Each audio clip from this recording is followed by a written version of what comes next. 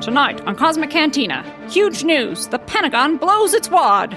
Well, it should have been huge news, but oddly didn't make a huge splash. But the Pentagon officially acknowledged that those UFO UAP videos are legit. We discuss what this might mean for the future of disclosure and what's in store for humanity.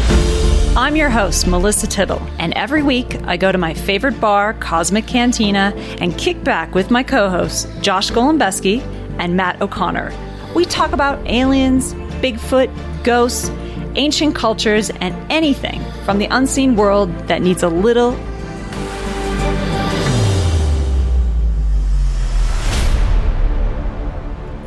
Welcome to Cosmic Cantina. I'm your host, Melissa Tittle, and tonight I'm drinking a classy Grenache.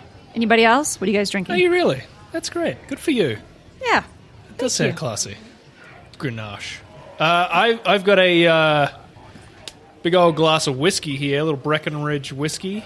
Nice. It looks like I've got a whole lot here, but it's just a big-ass pice of ice in there. It's right pretty modest. Yep, that's what she said. Anyway. Okay. Right. I am not a whiskey man, but Breckenridge, if I'm going to drink whiskey, that place is legit. It's smooth on the lips. I'm drinking tonight, again, a gluten-free beer, not my favorite. My second favorite, called Fat Randy's. Still awesome. You know, they could be my first on a good day. Right now it's cold. It's delicious. I'm happy about it. Let's do this. All right. All right, cool. Has anybody else been going a little nutty in quarantine?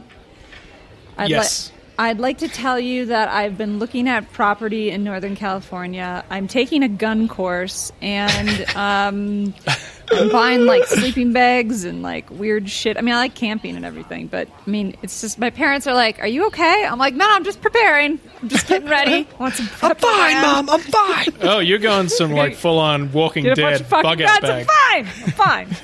Everything's good. All right, how about you guys? I am holding it together today. I have been struggling the past couple of days. Just, small panic attacks here and there. I think being claustrophobic. Just a little panic attack. Yeah, no big deal. But my wife loaded me up with some Valium, and I'm feeling pretty good. So, not today, but, whiskey's nice today. Well, that's why we're together on a Skype call. It's good to get out on Skype. Kind of. And Josh, how's your basement? I've been crushing it. Life feels never been better for Josh. You're so full of shit. No, I'm a weird mess. I haven't been sleeping well at all. I've been giving in to my own vices, staying up too late, staring at screens too long, having too much red wine, and then I realized I was really anxious and not sleeping good, but lately I'm managing that better with working out and going to bed at a consistent hour and just trying to stay positive and trying to be grateful. It's a hell of a roller coaster ride. It's a roller coaster. Yeah, it's insane. Yeah. All right. Well, let's talk about the other thing that just happened. Insane. Just yesterday, and this podcast won't come out until the following week, but just yesterday. The Pentagon released the videos saying that they were real. And what I'm talking about is the videos we've talked about a million times on this podcast, the Tic Tac videos of the Navy pilots that recorded some UFOs. So the Pentagon dropped this information and said, yep, these are real. We don't know where they came from. And here they are. And, of course, the media picked it up and ran with it. But it didn't really get that much press. I mean, it got press, but it wasn't that big of a deal, right? So it was always the last segment on every news show. Yeah. And it's funny, like I've seen, like, it's still taken with, I saw a few different news articles about it, and it's still taken with, aliens are funny. Everyone check this nonsense out. And then it's like... but seriously, they're real at the end of it. And it's just like, this is fucking crazy. Like, this is like huge news, and everyone's just like, oh, yeah, UFOs. Yeah. It's disclosure. That's what it is. It's disclosure. Yeah. I mean, at the same time, everyone's pretty quick to point out this doesn't mean aliens. It just means unidentified flying objects. But in like the that's literal sense. But I remember like a couple podcasts ago we were talking about like, why like they wouldn't admit that they didn't know, right? So it's weird. It's a weird move that they're doing. But there's got to be an agenda behind it because we're in the middle of a pandemic, or hopefully it's ending soon, and people don't seem to be really caring, and it's such an odd time. So something I was reading from CNN that just published, in quotes, the Defense Department has never before acknowledged the existence of this program, which it says it shut down in 2012. But its backers say that while the Pentagon ended funding for the effort at that time, the program remains in existence. For the past 5 years, they say officials with the program have continued to investigate episodes brought to them by service members while also carrying out their other Defense Department duties. So everything, now they're saying, oh, it exists. Reid did not apologize for the $22 million he had earmarked for ATIP over his time in Senate, which we've all talked about. But now they're like, oh, yeah, so you're right. You're totally right. That's where the money went. And we totally had this program. Everything's fine. We were trying to keep it under the rug, but it's open now. Yeah. So it's like, okay, that's great. Interesting. And then another thing that I thought that was interesting is Harry Reid. He mentioned, he says something that's in the CNN article. He says, China's been doing it. The Russia's been doing it. And so we had to do it too. And it kind of brought me to this part. Peer pressure. That's why we did it. Yeah. I just try to be cool. China and Russia are doing it. I don't want to be like uncool. I don't want to be the only one without the Jordans. It's just like, it's not cool. But something that the people in the secret space program talk about a lot is that there is this idea that there's a war on this planet, and that's to keep all the countries separated. But there could be this kind of uniting of Russia, China, United States behind the scenes that are pooling their resources to either investigate what's been going on or possibly that's going to the secret space program. So the other thing is, that's just an opinion, but the big thing that this podcast is about is what is the agenda? Because it's a strange time. What are they hoping to gain from it? And who's pulling the strings and what do they want us to believe? And so that's what this is about. It's not we don't want to talk about are aliens real and could it really be a UFO? Because I think we're past that. Like we've literally talked that to death. This is like what is or what could be the agenda. Right. It's time to move the conversation forward. It's no longer, is there evidence? There's overwhelming evidence. Right. You can go look it up yourself. It is time to talk about more exciting things. And right now, the most important discussion is that we're dealing with, seems like real disclosure. It's happening. It's slow motion on purpose. And there's a reason why it's slow motion, because that's how you would condition someone into shocking news. You would slowly do it over time. So the conversation now is, what is the narrative? And there's two narratives going on. There's what's coming forth from the TTSA, and there's what's coming forth through other UFO community members like Dr. Stephen Greer. Whatever happens next is paramount, because are we going to go into a fear or a hope-based disclosure? Are we going to enter the and engage with our interstellar neighbors with love and light, or is it going to be bombs and missiles? So I think right now is a very pivotal point in our history, and it's a huge moment. This is a big deal, I think.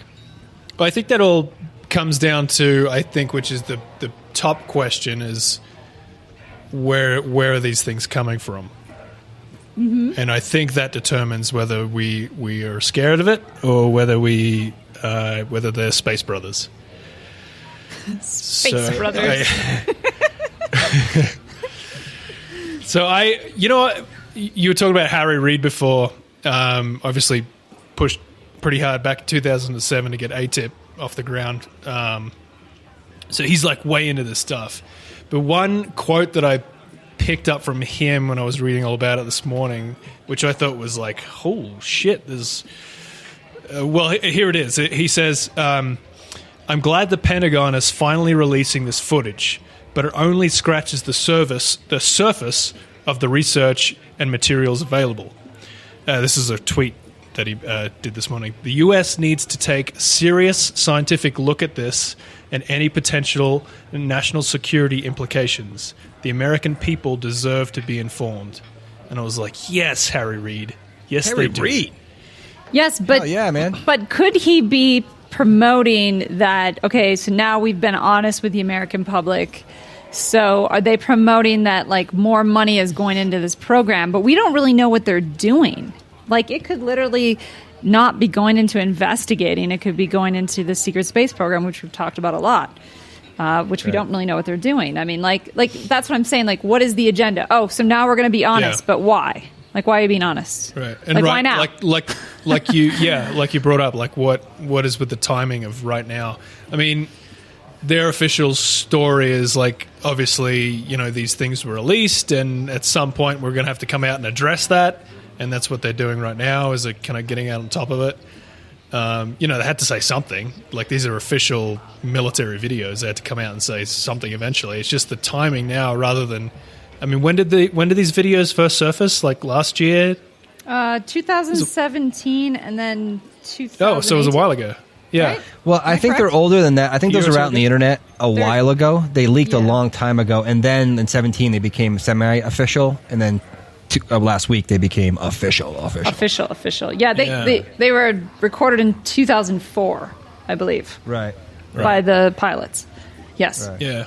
Well, like why... It's not like it took their PR team all this time to try and figure out a narrative to try and tell everyone, oh, yeah, okay. Yeah, that's real. Sorry we lied to you. Yeah, I mean, it's just the timing of it it does seem interesting. It feels like maybe this has to do with a lot of the anxiety people are feeling, and, you know, maybe it's just being stuck at home, or maybe my demons are coming back and attacking me again. Let's hope not. I'm gonna have to talk to the psychics again. But I think like you read a lot of like I follow a lot of like crazy Reddit, you know, subreddits about like aliens and conspiracies and all that sort of stuff, and it's all solid gold material. Yeah. But there is this kind of feeling that something big is on the horizon. Well, first of all, there's all these rumors out there that the Pentagon's going to release a second statement. There's going to be more information coming out. This is just the first dump, so it's a part of a bigger strategy potentially. Right. So I've seen this all over my dorky world. It's been on a couple podcasts too. Nick Pope was talking about it on The Unexplained, which was really interesting. But also he was going into how like the pandemic, they chose it on purpose because the pandemic is like we're so focused on it that if you just put this in the background, people are like, oh my God, that's crazy. And then when you really release the information, they've already been conditioned to it slightly. So then when it hits, they're not so like panicky because, you know, some people probably will panic. Yeah. Well, because it'll break all of the ideals that we have currently. Like what is the purpose of our structures if that exists, right? Like, what is God? That's going to have to be determined by each individual. What's our real history? Yeah, like, you know, is it something that we need to fear? Is it something that we welcome? So do we increase the war industry? Or do we create a different society? Those are all things that are going to come up, among other things. I just had this idea pop into my head, talking about, like, agendas, right? So what would be the ultimate agenda of the fear-based aliens are invading and we don't know what to do about it, and we have to pool our resources as a global community rather than countries separate of themselves, and it's all about this like consolidation of power kind of thing, like the New World. You know, the whole idea that was it Project Bluebeam was about like finding an interstellar enemy that we could all sort of band together against. And what if, like, I mean, this whole COVID-19 thing was like a test for that to see if we could bring the world together to try and fight a common enemy, which is this disease. And it doesn't seem to be working all that well as far as like countries working together. There's a lot of like name calling and finger pointing and I think it's completely backfired. Yeah. So what if they're like, all right, that didn't work. Let's try the aliens now. What if they're bringing in this blue beam thing, you know? And it just something I just, you know, thought of on the spot there, but interesting. Yeah. No, sling. Right. No, you got to sling theories on this podcast. Hell yeah. Well, I mean, I thought it was interesting too that okay, so it's a news story. It's not like it's not in the news, you know. It's like in all the publications. Stephen Greer, who we talked about his documentary a couple podcasts ago, he was interviewed on Fox, and I watched the interview. Can't remember the name of the reporter, but she literally asked... Laura Ingraham. Laura Ingraham, yeah. And he even was like, hey, nice to see you again. I was on your radio show. She's like, oh, yeah.